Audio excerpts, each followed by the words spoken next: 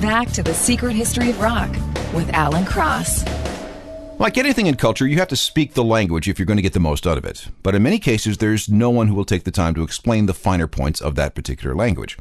Take music, for example. How many times have you been reading a magazine or a review and the writer casually drops some term that you've never heard of?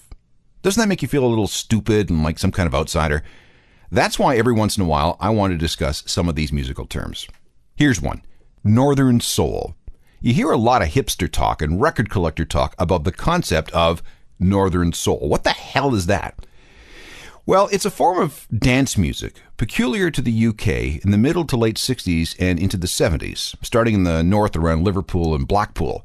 Fans were into a particular form of black American soul music that had a fast tempo and a heavy beat, not unlike what came out of Motown. But, and this is the key, Northern Soul fans turned up their noses at the popular stuff. Reputations were built on finding records that were danceable but obscure and commercially unsuccessful.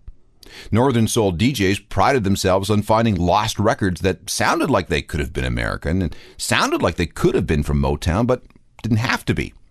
There was much rivalry amongst Northern Soul DJs and the superfans of the genre. Who had the rarest records? What discovery did I have that no one else had? What strange label did you know about that I'd never heard of before?